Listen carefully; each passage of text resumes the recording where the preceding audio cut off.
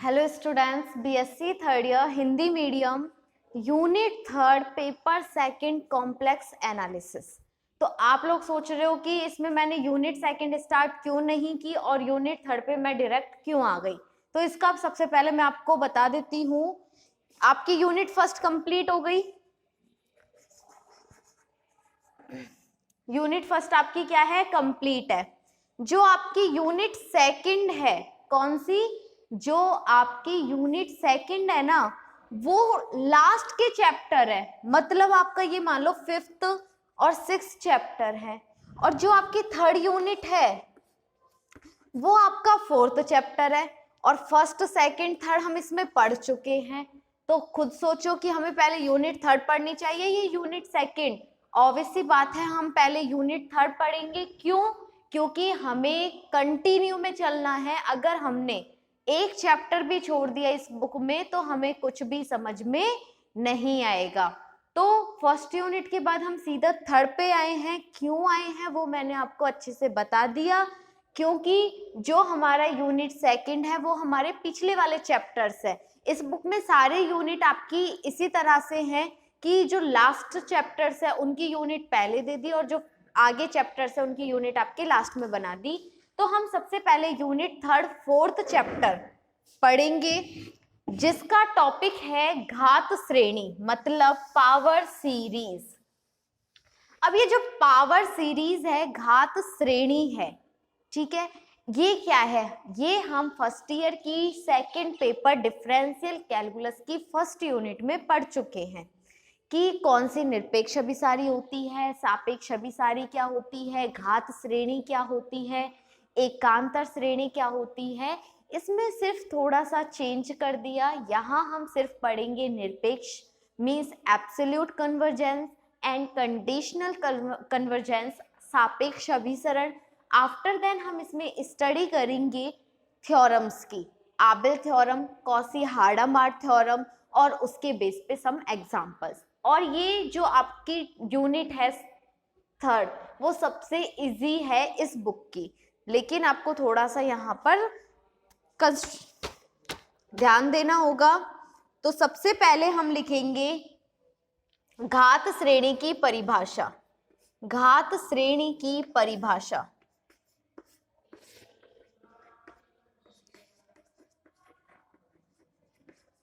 Power series.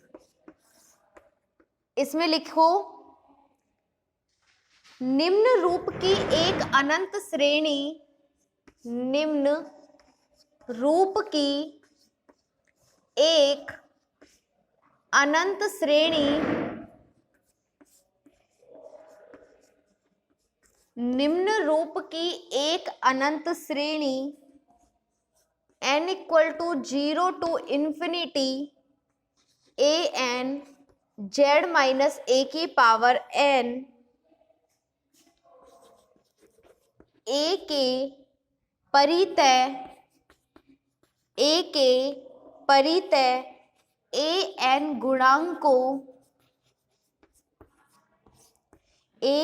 गुणांकों सहित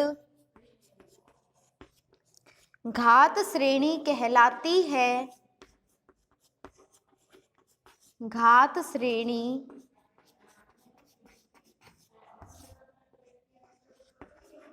कहलाती है। यहाँ an तथा a सम्मिश्र अचर हैं, सम्मिश्र अचर हैं।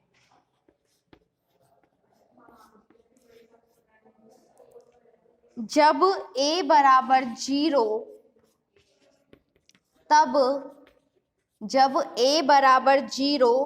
तब n equal to 0 to infinity a n z n मूल बिंदु के परितय घात श्रेणी कहलाती है।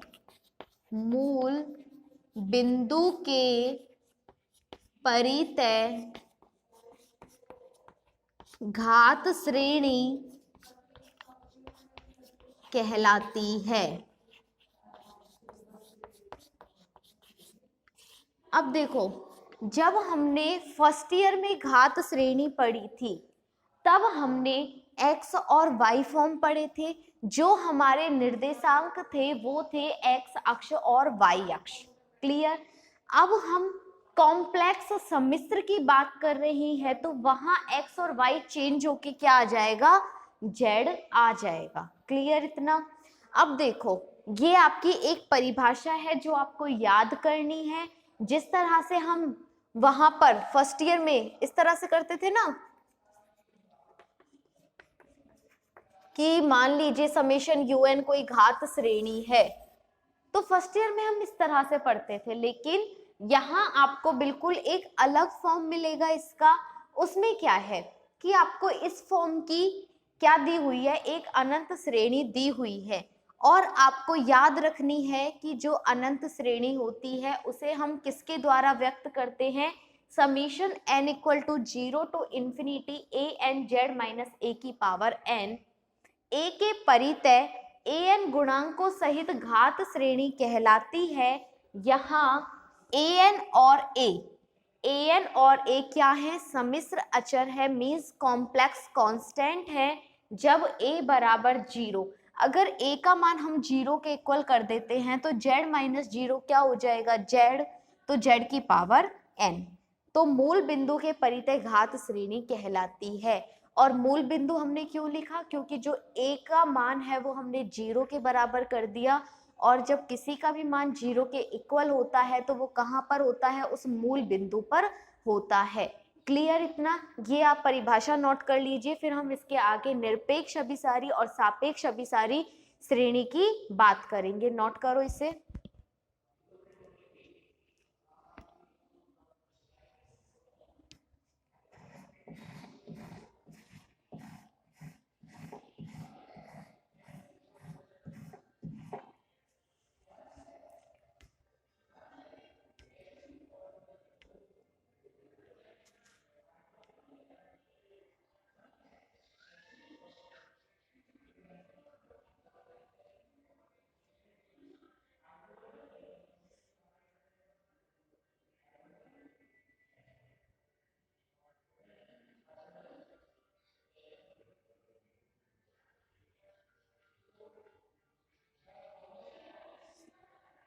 क्लियर।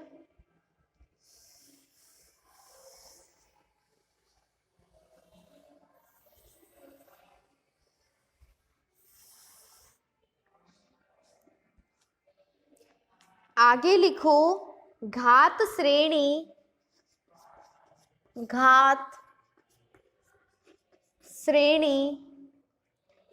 समेशन an z की पावर n का निरपेक्ष अभिसरण।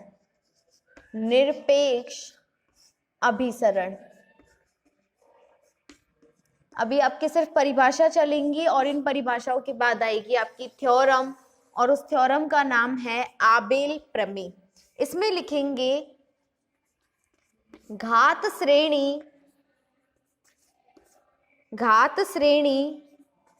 an z की पावर n निरपेक्ष अभिसारी कहलाती है।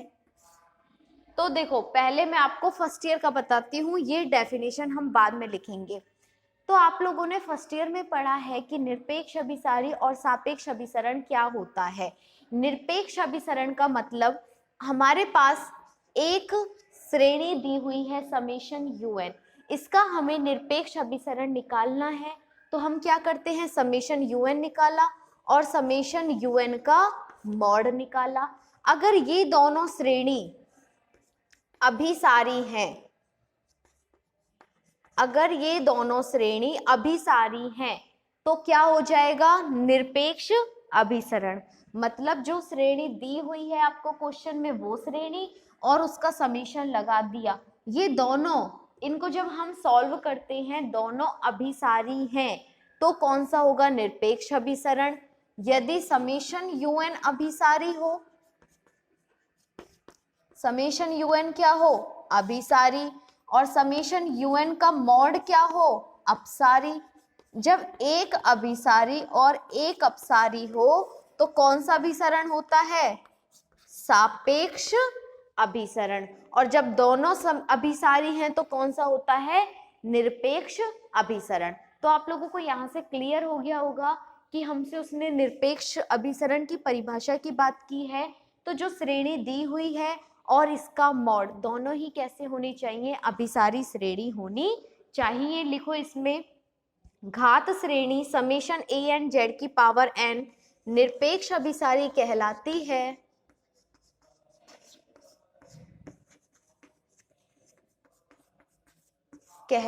है, यदि समेशन ए एन जेड की पावर एन तथा समेशन ए एन जेड की पावर एन अभिसारी हो। आगे डेफिनेशन में दोनों कि दोनों कैसी होनी चाहिए, अभिसारी। अब हम लिखेंगे सापेक्ष अभिसरण, ये फर्स्ट डेफिनेशन, ये second.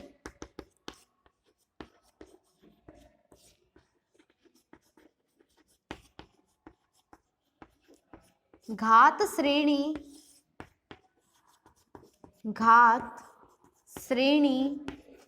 Summation A N Z की पावर एन सापेक्ष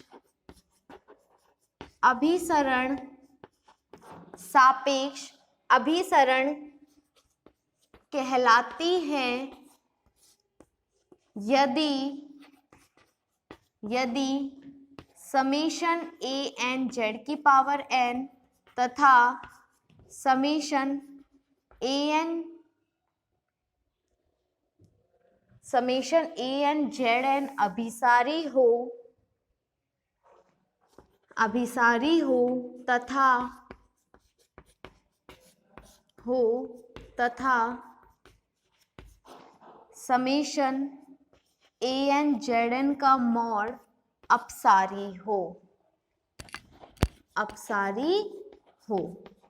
तो यहां से आप लोगों को क्लियर हो गया होगा कि निरपेक्ष और सापेक्ष में क्या अंतर होता है। मतलब जो हमारी निरपेक्ष श्रेणी होती है उसमें दोनों अभिसारी होती हैं, जबकि जो सापेक्ष अभिसरण होता है उसमें एक अभिसारी और एक अपसारी होती है। तो इसको नोट करो, फिर हम इसके बाद आबेल प्रमेय उसका कथन लिखेंगे और उसका स्टेटमेंट का जो प्रूफ होगा उसको प्रूफ करेंगे। नोट करो इन परिभाषाओं को।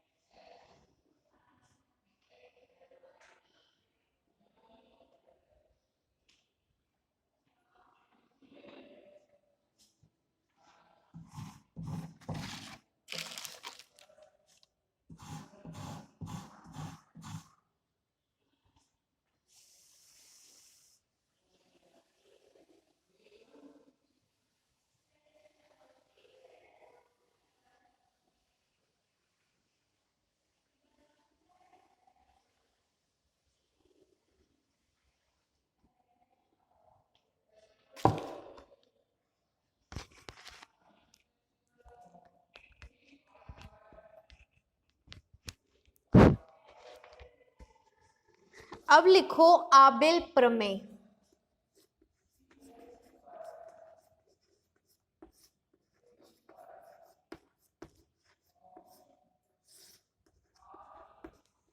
इसका कथन लिखेंगे,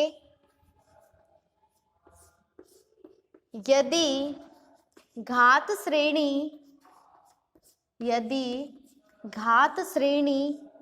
summation n equal to 0 to infinity an z की power n z equal to z not is not equal to 0 पर अभिसारी है,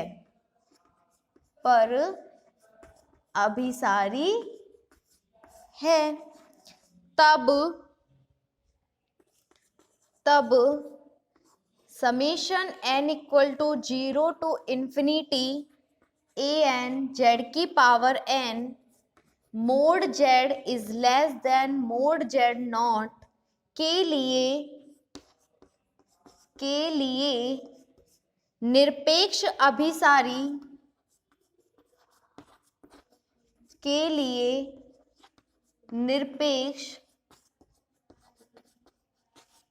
अभिसारी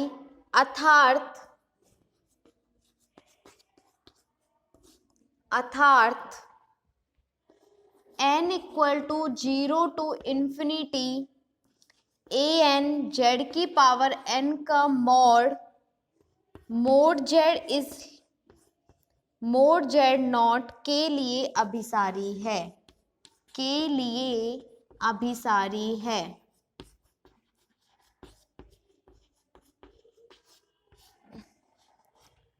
तो इसका स्टेटमेंट क्या है, आबिल प्रमेय का।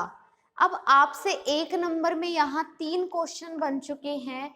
सबसे पहला क्वेश्चन बना कि घात श्रेणी की परिभाषा लिखो। उसके बाद आपके पास सेकंड क्वेश्चन बना कि घात श्रेणी के लिए निरपेक्ष और सापेक्ष अभिसरण की परिभाषा लिखो। और थर्ड क्वेश्चन आपके लिए बना कि आबिल प्रमेय का कथन लिखो। 1 नंबर में आपका ये क्वेश्चन चाहे तो आबिल का आए चाहे कॉसी हार्डामार्ड प्रमेय का आए, लेकिन इन दोनों में से 1 नंबर में क्वेश्चन कंपलसरी आता है। तो आबिल प्रमेय का कथन क्या है, यदि घात श्रेणी summation n equal to 0 to infinity an zn z बराबर z not is not equal to 0 पर अभिसारी है, तब summation n equal to 0 to infinity, ये हमें दिया हुआ है कि z बराबर z नॉट है, लेकिन ये दोनों 0 के बराबर नहीं है और उस पर ये श्रेणी कैसी है, अभिसारी दी हुई है। तब जो घात श्रेणी है उसके लिए निरपेक्ष अभिसारी कब होगी, जब इस मोड z की वैल्यू इस मोड z नॉट से कम होगी, अर्थात इसके लिए अभिसारी है। हमें क्या प्रूफ करना है कि हमें ये वाली श्रेणी अभिसारी दी हुई है।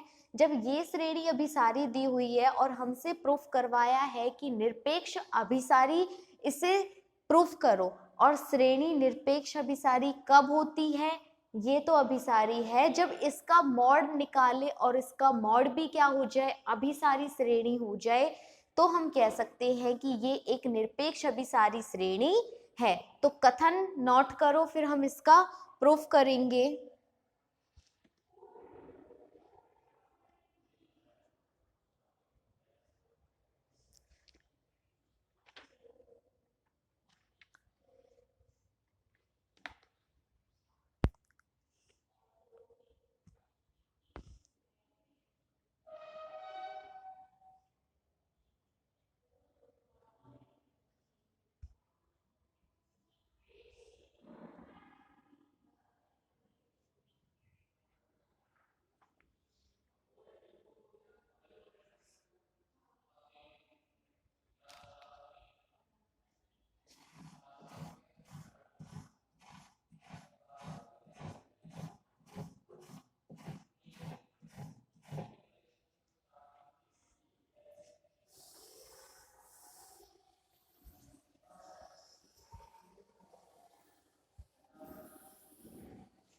लिखो इसका उत्पत्ति या प्रमाण।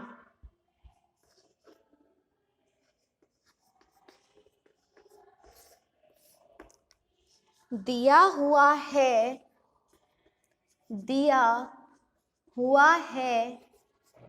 कि घात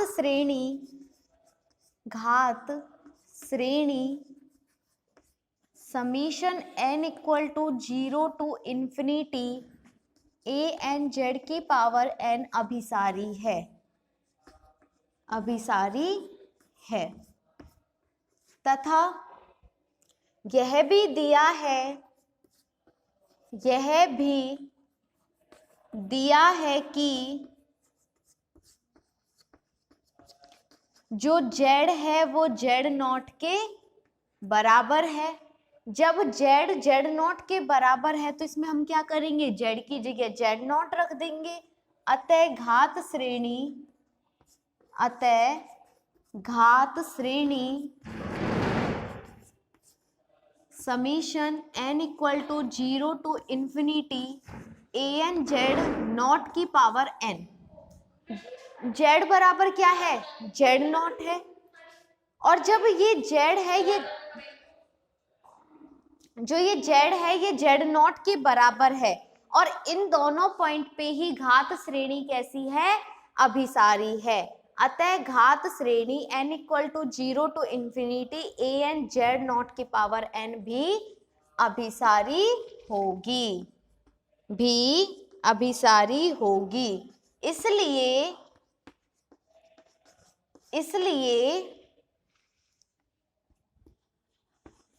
और जब ये अभिसारी हैं, इट मीन्स इनकी वैल्यू किसके इक्वल हो जाएगी, 0 के इक्वल। किसके इक्वल हो जाएगी, 0 के इक्वल। क्यों, जब हम n tends to infinity put करेंगे, n इक्वल टू 0 पुट किया, 0 पुट किया तो ये सीरीज किसके इक्वल हो जाएगी, 0। उसके बाद हम इंफिनिटी पुट करेंगे, मीन्स हम इसकी लिमिट लगा देंगे, limit n tends to infinity an(z0) की पावर n इक्वल टू 0। अभी इसको धीरे से समझना है क्योंकि स्पीड नहीं करनी। अगर ये आपको समझ नहीं आया तो इसके बेस पे जो भी आपके क्वेश्चंस है वो सॉल्व नहीं होंगे। क्वेश्चन में प्रमेय के कथन में हमें क्या दिया हुआ है कि जो ये घात श्रेणी है ये क्या है, अभिसारी है।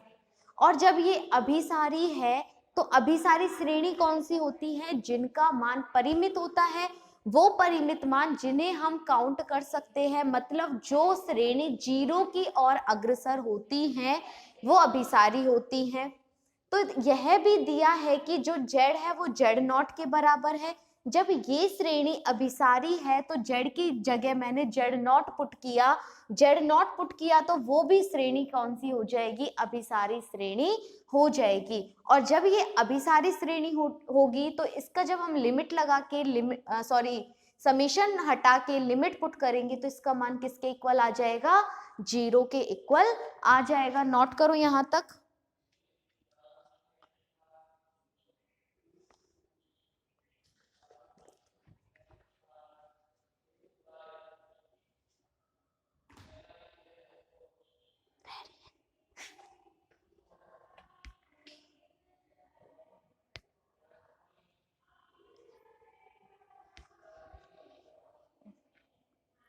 इसके बाद हम इसको सॉल्व करने के लिए एक ऐसी संख्या मानेंगे जिससे इसका मान क्या होगा, कम होगा। क्योंकि अभिसारी श्रेणी वो श्रेणी होती है जिनको परिबद्ध किया जा सकता है। जो श्रेणी परिबद्ध होती हैं वो कौन सी होती हैं, अभिसारी श्रेणी होती हैं।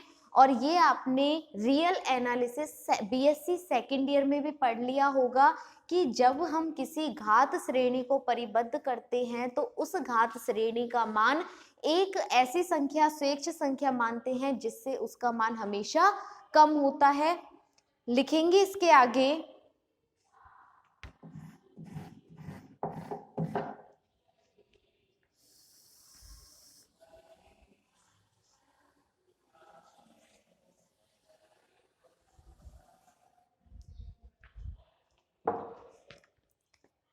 हम एक संख्या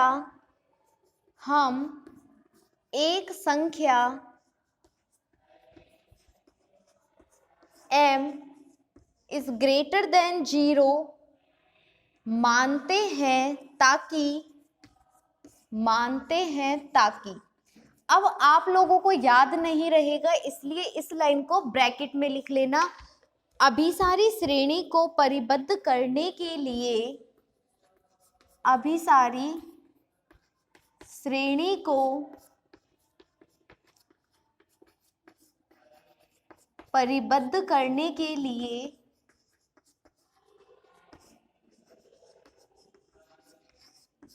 उसे परिबद्ध करने के लिए उसे हम अभिसारी श्रेणी को परिबद्ध करने के लिए उसे हम एक स्वेच्छ संख्या और जो स्वेच्छ संख्या है वो हमने क्या मानी है, m इज ग्रेटर देन 0 से लेस देन करते हैं।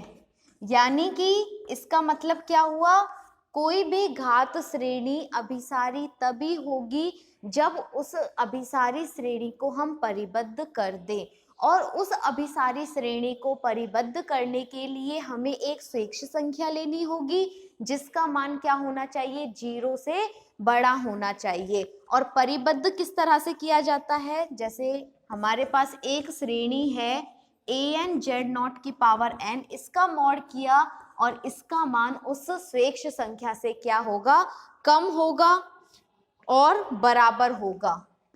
मतलब जो m है उसकी वैल्यू क्या है, 0 से ग्रेटर देन है। For all n belongs to capital N means natural number and n is greater than equal to m।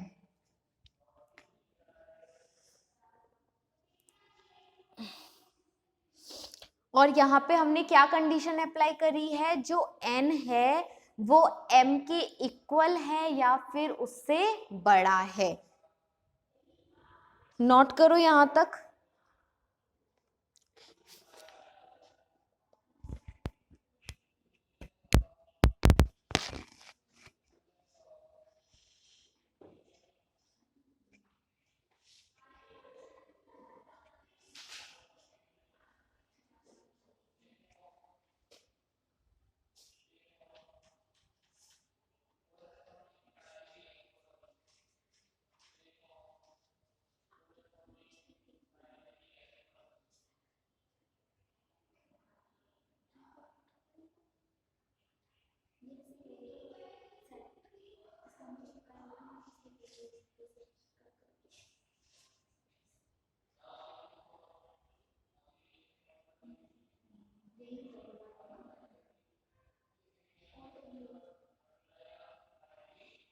तो हमने क्या किया, एक अभिसारी श्रेणी ली और अभिसारी श्रेणी को आपने रियल एनालिसिस में पढ़ा है कि कोई भी श्रेणी परिबद्ध तब होती है जब हम उसको एक स्वेच्छ संख्या से लेस देन या इक्वल टू कर देते हैं, और जो आपका n है उसके साथ कंडीशन ये अप्लाई होती है कि उसका मान m के इक्वल या m से ग्रेटर देन होगा।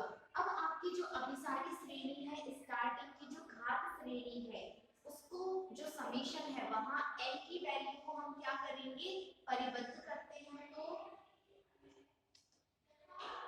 देखो नेक्स्ट स्टेप इसका,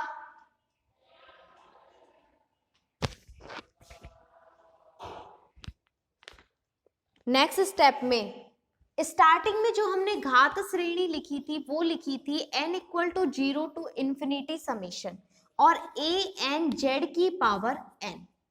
अब यहाँ पर हमारे पास कंडीशन है, क्या कंडीशन है कि जो n है उसकी वैल्यू m के इक्वल या उससे ग्रेटर देन है। मतलब मैं यहाँ n बराबर 0 है तो n क्या है, m के बराबर भी है और इससे बड़ा भी है। अगर मैं यहाँ m लिख दूं सीधा, n बराबर यहाँ पे हम क्या लिख दें, n इक्वल टू m लिख दें, तो वो तो बात इक्वल ही हो जाएगी, चाहे वो तो n बोल दो चाहे उसको m बोल दो। क्यों, क्योंकि दोनों इक्वल हैं। तो दूसरी कंडीशन क्या है कि n का मान m के मान से बड़ा है, मतलब जो इस n का मान है वो m के मान से क्या है, बड़ा। तो यहाँ पर हम इसको चेंज करेंगे m+1 में। इंटू इन्फिनिटी an z की पावर n। किस तरह से चेंज किया, ये आपको सिर्फ एक लाइन है इस थ्योरम में, अगर आप इस लाइन को समझ लेते हो तो आपकी थ्योरम बिल्कुल इजी है। n इक्वल टू 0 है और यहाँ पर हमने कंडीशन अप्लाई करी है कि जो n है वो m के बराबर है या उससे ग्रेटर देन है, तो 0 m, तो इसका मान क्या करना है, हमें बड़ा करना है, किससे, इस m के मान से। या तो n बराबर m लिखो या n का मान क्या करोगे, ग्रेटर देन करोगे। तो मैंने क्या किया, n को किसके इक्वल कर दिया, m प्लस 1 के इक्वल कर दिया। मतलब जब हम n बराबर m प्लस 1, अगर इसका मान 0 है तो इसका मान क्या हो जाएगा, 0 प्लस 1